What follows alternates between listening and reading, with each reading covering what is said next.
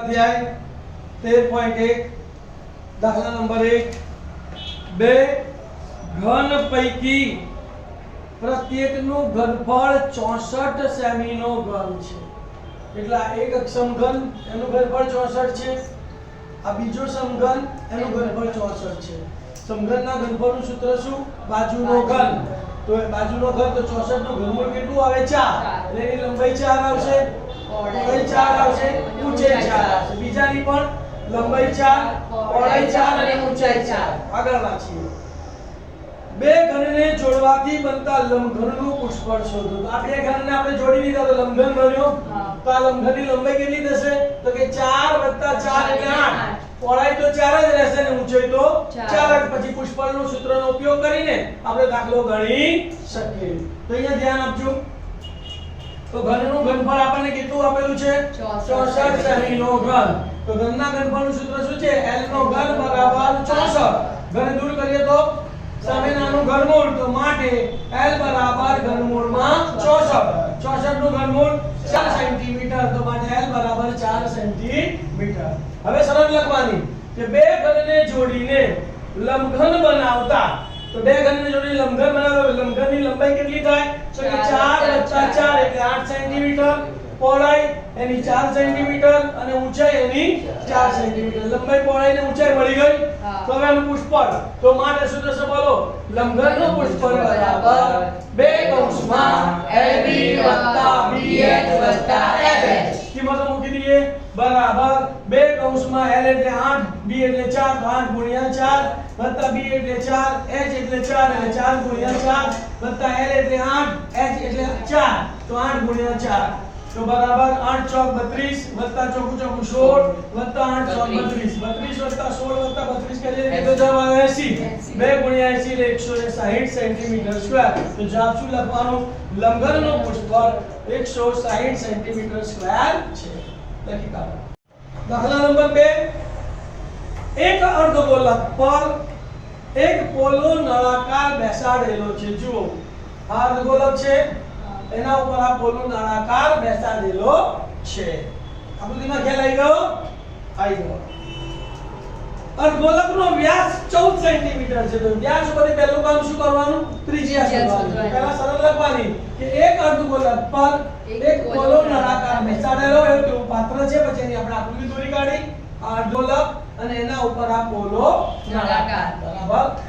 અર્ધગોલકનો વ્યાસ કેટલો છે? 14 સેન્ટીમીટર. તો માટે અર્ધગોલકની ત્રિજ્યા r. અર્ધગોલક માટે આપણે કેપિટલ R લઈએ. તો ત્રિજ્યા r બરાબર વ્યાસ ભાગ્યા 2 બરાબર 14/2. તો માટે r બરાબર 7 સેન્ટીમીટર. હવે અર્ધગોલક અને નળાકાર બંને એકબીજા ઉપર છે. એટલે જે અર્ધગોલકની ત્રિજ્યા થશે એ જ નળાકારની ત્રિજ્યા થશે. તો આપણે લખી કાઢીશું કે માટે નળાકારની ત્રિજ્યા, અને આપણે સ્મોલ r કહીએ, r બરાબર 7 સેન્ટીમીટર થાય. આટલા માપ પડી ગયા. પછી આગળ વાંચો. અને વાસણની કુલ ઊંચાઈ 13 સેન્ટીમીટર છે. આ વાસણની કુલ ઊંચાઈ કેટલી છે? એમાં શું આવશે? નળાકારની ઊંચાઈ આવશે વત્તા અર્ધગોલકની ત્રિજ્યા આવશે. બરાબર. તો લખવાનું કે વાસણની કુલ ઊંચાઈ 13 સેન્ટીમીટર છે. તો માટે નળાકારની ઊંચાઈ h વત્તા અર્ધગોલકની ત્રિજ્યા r બરાબર 13. તો અર્ધગોલકની ત્રિજ્યા કેટલી છે? 7. તો માટે h વત્તા 7 બરાબર 13 પ્લસ 7 સામે ગયા તો માટે h બરાબર 13 - 7. તો માટે h બરાબર 6 સેન્ટીમીટર.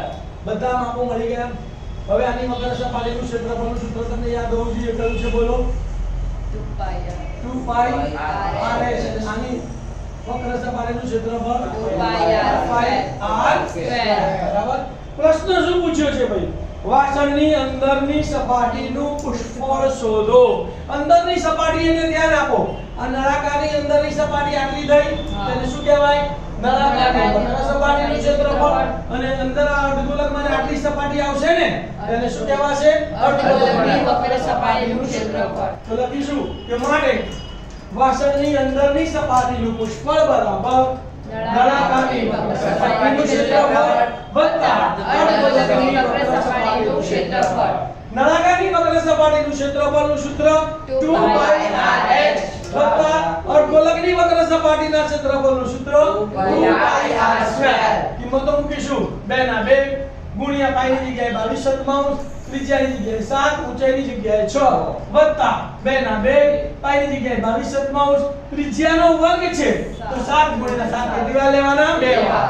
બંનેમાં કોમન શું દેખાય છે જુઓ 2 ગુણ્યા 22/7 ગુણ્યા 7 2 ગુણ્યા 22/7 ગુણ્યા 7 બંનેમાં કોમન છે તો બંનેમાંથી આપણે એને કોમન કાઢીએ તો 2 ગુણ્યા 22/7 ગુણ્યા 7 કોમન કાઢીએ તો ગુણ્યા અહીંયા શું બચ્યા 6 વત્તા 7 તો કૌંસમાં 6 વત્તા 7 7 7 ઉડી ગયા 22 દુ 44 અને 6 વત્તા 7 એટલે 13 તો કેટલા કરવાના 44 ગુણ્યા 13 13 ગાનો ઘડિયો આપણને આવડે છે હા તો 13 ગાનો ઘડિયો બોલો 13 ચોક 52 વધી પડી 13 ચોક 52 ને 5 57 તો બરાબર 572 ચોરસ સેન્ટીમીટર ખ્યાલ આવ્યો.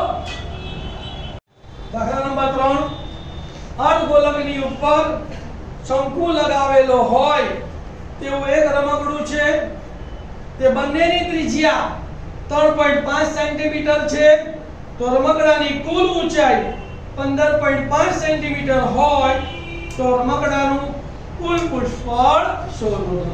ધ્યાન આપો અહીંયા શું કહે છે આપણને અર્ધગોલક ઉપર શંકુ લગાવેલું રમકડું છે એટલે એક અર્ધગોલક દોરવાનો અને એના ઉપર શંકુ દોરી કાઢવાનો.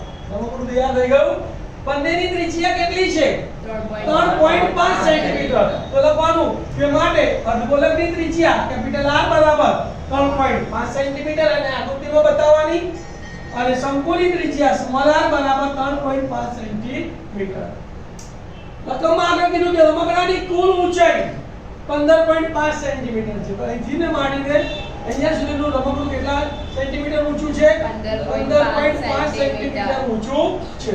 એમાં શું આવી ગયું શંકુની ઊંચાઈ આવી ગઈ વત્તા અર્ધગોલકની ત્રિજ્યા આવી ગઈ બરાબર. શંકુની ઊંચાઈ આવી ગઈ વત્તા અર્ધગોલકની ત્રિજ્યા તો લખવાનું રમકડાની કુલ ઊંચાઈ બરાબર 15.5 સેન્ટીમીટર માટે શંકુની ઊંચાઈ h વત્તા અર્ધગોલકની ત્રિજ્યા r બરાબર 15.5. r ની વેલ્યુ આપણને ખબર છે કેટલી 3.5 તો માટે h વત્તા 3.5 બરાબર 15.5 પ્લસ 3.5 સામે જાય તો માઈનસ તો માટે h બરાબર 15.5 ઓછા 3.5 5 માંથી 5 ગયા તો 0 5 માંથી 3 ગયા તો 2 અને 1 ના 1 12.0 એટલે 12 તો માટે h બરાબર 12 સેન્ટીમીટર 12 મળી ગયા. તમને પ્રશ્ન શું પૂછ્યો છે કુલ પૃષ્ઠફળ શોધો તો શંકુની વક્ર સપાટીનું ક્ષેત્રફળ સૂત્ર શું છે પાઈ r l. મારી પાસે r છે h છે પણ l નથી તો સૌથી પહેલા મારે શું શોધવું પડશે l પછી દાખલો આગળ વધી શકે. અને અર્ધગોલકનું વક્ર સપાટીનું ક્ષેત્રફળ 2πr² એનો r મળી ગયો છે એટલે કઈ શોધવાની જરૂર તો પહેલા શું શોધીશું l બરાબર વર્ગમૂળમાં r² + s². આની જગ્યાએ 3.5 નો વર્ગ વત્તા 12 નો કોઈ પણ સંખ્યાનો એકમનો અંક 5 હોય ને તેનો વર્ગ કરવાની સીધી રીત શું છે કે પહેલા 5 નો વર્ગ લખી કાઢો અને પછી જે દશકનો અંક છે એના પછીનો આંકડાનો એની સાથે ગુણાકાર કરો તો 3 પછી શું આવે 4 તો 3 ચોક 12 એટલે 12.25. આ 12.25 નું વર્ગમૂળ શોધવું હોય તો 0.25 નું વર્ગમૂળ 5 અને 12 કઈ બે સંખ્યાનો ગુણાકાર છે 3 ચોક 12 તેમાં નાનો અંક લેવાનો 3 એટલે 3.5 નો વર્ગ તો વર્ગમૂળ પણ શોધી શકાય અને આ રીતે વર્ગ પણ શોધી શકાય. વત્તા 12 નો વર્ગ તો 3.5 નો વર્ગ 12.25 અને વત્તા 12 નો વર્ગ 144 અને નો સરવાળો કરો તો 156.25. આનું વર્ગમૂળ શોધવું છે તો 0.25 નું વર્ગમૂળ તો આપણને 0.5 ખબર પડી ગઈ તો 156 કઈ બે ક્રમિક સંખ્યાનો ગુણાકાર છે તો આપણે 12 ગુણ્યા 13 કરીશું તો 12 13 156 તો 12 નાની સંખ્યા કઈ છે 12 અને 0.5 તો કોનું વર્ગમૂળ છે 12.5 નું તો માટે l બરાબર 12.5 સેન્ટીમીટર. હવે પ્રશ્ન પૂછ્યો તો રમકડાનું કુલ પૃષ્ઠફળ શોધો તો આપણે જવાબ લખીશું કે રમકડાનું કુલ પૃષ્ઠફળ બરાબર શંકુની સપાટીનું ક્ષેત્રફળ વત્તા અર્ધગોલકની વક્ર સપાટીનું ક્ષેત્રફળ. શંકુની વક્ર સપાટીનું ક્ષેત્રફળ એ સૂત્ર પાઈ r l વત્તા અર્ધગોલકની વક્ર સપાટીનું ક્ષેત્રફળ 2πr². કિંમતો મૂકીએ. પાઈ ની જગ્યાએ 22/7 ગુણ્યા r ની જગ્યાએ 3.5 છે એટલે 35/10 ગુણ્યા l ની જગ્યાએ 12.5 છે તો 125/10 વત્તા 2 ના 2 પાઈ ની જગ્યાએ ગુણ્યા 22/7 r નો સ્ક્વેર છે તો 3.5 બે વાર લેવાના એટલે 35 ગુણ્યા 35 બે વાર લેવાના. બંનેમાંથી કોમન શું છે? અહીંયા 22/7 છે, અહીંયા 22/7 છે, અહીંયા 35 છે, અહીંયા 35 છે. એ સિવાય બીજું કઈ કોમન દેખાય છે? તો બંનેને આપણે કોમન કાઢ્યું. કેટલું કોમન કાઢ્યું? 22/7 ગુણ્યા 35/10 ગુણ્યા અહીંયા શું બચ્યું? 125/10 વત્તા અહીંયા 2 ગુણ્યા 35 તો 35 નું 70 70/10 છેદ ઉડાડીએ ભાઈ તો 7 પંચા 35 5 દુ 10 અને 2 આયા 11 તો અહીંયા કેટલા બચ્યા? 11. છેદ કેવો છે? સરખો. કૌંસનો સરવાળો 125 + 70 એટલે 195/10. 11 × 195 કરવાના અને એને 10 વડે ભાગવાના એટલે 1 પોઈન્ટ કાપી લેવાના. 11 એકાનો ઘડિયો આવડે છે આપણને બધાને? બોલો. 11 પંચા 55 નો પાંચડો વળી વળી 5 11 99 ને 5 104 104 નો ચોકડો વધી પડી 10 11 એકા 11 ને 10 21 21 ના 21 છેદમાં 10 છે. એક આંકડા પછી આપણે પોઈન્ટ મૂકી દીધો તો જવાબ કેટલો આવ્યો? 214.5 સેન્ટીમીટર નો સ્ક્વેર. જવાબ શું લખવાનું? બોલો. રમકડાનું કુલ પુષ્પળ નહીં, કુલ ક્ષેત્રફળ નહીં, કુલ પુષ્પળ. રમકડાનું કુલ પુષ્પળ 214.5 સેન્ટીમીટર સ્ક્વેર છે. ચલાઈ ગયો. દાખલા નંબર 4 7 સેન્ટીમીટર બાજુના માપવાળા સમઘનની ઉપર અર્ધગોલક મૂકેલો છે તો અર્ધગોલકનો મહત્તમ વ્યાસ શું હોઈ શકે? આ રીતે બનેલા પદાર્થનું કુલ પુષ્પળ શોધો. ધ્યાન આપો ભાઈ. 7 સેન્ટીમીટર બાજુવાળો આ સમઘન છે, એના ઉપર અર્ધગોલક એટલે 7 સેન્ટીમીટર વ્યાસ વાળો અર્ધગોલક મૂકી શકાય. એનાથી મોટો વ્યાસ વાળો અર્ધગોલક મૂકી શકાય એ તો બહાર નીકળે લીધર અને નાનો મૂક્યો તો અંદર રહે એટલે મહત્તમ એનો વ્યાસ કેટલો આવે? 7 સેન્ટીમીટર. આ અર્ધગોલક મૂકી દીધો તો મારે હવે આનું પુષ્પળ શોધવું હોય તો શું કરવું પડે? આ સમઘનના પુષ્પળમાંથી આ વર્તુળનું ક્ષેત્રફળ આટલું દબાઈ ગયું ને બાદ કરવું પડે અને આ અર્ધગોલકની વક્ર સપાટીનું ક્ષેત્રફળ ઉમેરવું પડે. ક્લિયર? તો પહેલા લખીશું. બોલો રકમની શરૂઆત બોલો. અહીં બાજુવાળા માપવાળા સમઘનની ઉપર અર્ધગોલક મૂકેલ છે. તેના પર સમઘનની બાજુનું માપ L બરાબર કેટલું? 7 સેન્ટીમીટર. અને અર્ધગોલકનો મહત્તમ વ્યાસ કેટલો થાય? તો સમઘનની બાજુ કેટલી છે? તો વ્યાસ 7 સેન્ટીમીટર આવ્યો. વ્યાસ ઉપર તરફ શું શોધવાનું? ત્રિજ્યા. તો માટે અર્ધગોલકની ત્રિજ્યા r બરાબર વ્યાસ ભાગ્યા 2 માટે r બરાબર 7 સેન્ટી. અહીંયા 7 ભાગ્યા 2 કરવાનું નહીં અને એમને લેવા દેવાનું. બરાબર. આના માટે r જોઈએ, આના માટે l જોઈએ, બધા માપ મળી ગયા છે. તો હવે ડાયરેક્ટ સીધું જે શોધવાનું છે એના ઉપર જઈશું. રમકડાનું કુલ પુષ્પળ શોધો. શું લખીશું? તેથી રમકડાનું કુલ પુષ્પળ બરાબર સમઘનનું પુષ્પળ વત્તા અર્ધગોલકની વક્ર સપાટીનું ક્ષેત્રફળ માઈનસ વર્તુળનું ક્ષેત્રફળ. સમઘનનું પુષ્પળનું ક્ષેત્રફળ સૂત્ર છે 6r² વત્તા અર્ધગોલકની વક્ર સપાટીનું ક્ષેત્રફળનું સૂત્ર છે 2πr² માઈનસ વર્તુળનું ક્ષેત્રફળ πr². ત્રિજ્યા બંનેની સરખી છે તો 2πr² માંથી 1πr² બાદ કરવાનો તો બરાબર 6r² વત્તા πr². કિંમતો મૂકું છું. 6 ગુણ્યા l એટલે 7 તો 7 ગુણ્યા 7 વત્તા પાઈ એટલે 22/7 r² એટલે ત્રિજ્યા કેટલી છે? 7/2 અને વર્ગ છે એટલે કેટલી વાર લખવાની? 2 વાર. 7/2 ગુણ્યા 7 7 7 ઉડી ગયા 2 આયા 11 તો અહીંયા કેટલા બચ્યા? 6 ગુણ્યા 7 ગુણ્યા 7 એમને રહેવા દઈશું વત્તા અહીંયા 11 ગુણ્યા 7 છેદમાં 2 11 ગુણ્યા 7 છેદમાં 2. બંનેમાંથી કોમન શું દેખાય છે? 7. તો 7 ને કોમન કાઢે તો અહીંયા શું બચ્યું? 6 સિત્તા 42 વત્તા અહીંયા 11 છેદમાં 2 11 છેદમાં 2 એટલે 5.5 42 વત્તા 5.5 એટલે 47.5. 7 એકાનો ઘડિયો આપણને આવડે તો 7 વડે ગુણાકાર કરીએ 7 પંચા 35 નો વધી પડી દશાંશ ચિહ્નના સીધું સીધું 50 ને 3 52 નો બગડો વધી પડી 7 ચોક 28 28 ને 5 33 તો 33 એટલે 332.5 સેન્ટીમીટર નો સ્ક્વેર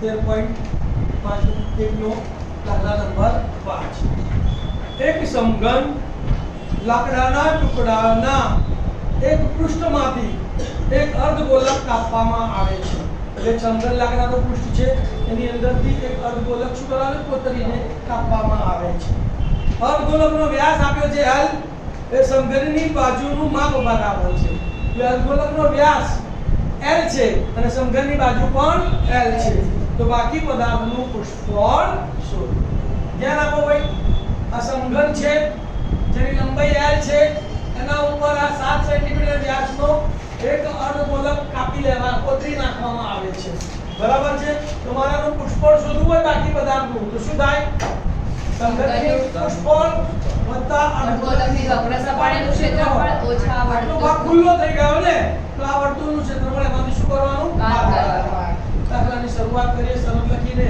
તો અહીં એક લાકડાના ટુકડાના એક પૃષ્ઠમાંથી એક અર્ધગોલક કાપવામાં આવે છે સમઘનની બાજુ કેટલી છે L અર્ધગોલકનો વ્યાસ પણ કેટલો છે L વ્યાસ પછી શું કરવાનું ત્રિજ્યા શોધવાની તો માટે અર્ધગોલકની ત્રિજ્યા r બરાબર વ્યાસ ભાગ્યા 2 માટે r બરાબર L ભાગ્યા 2 કોઈ સેમી ફેમી આપ્યા નથી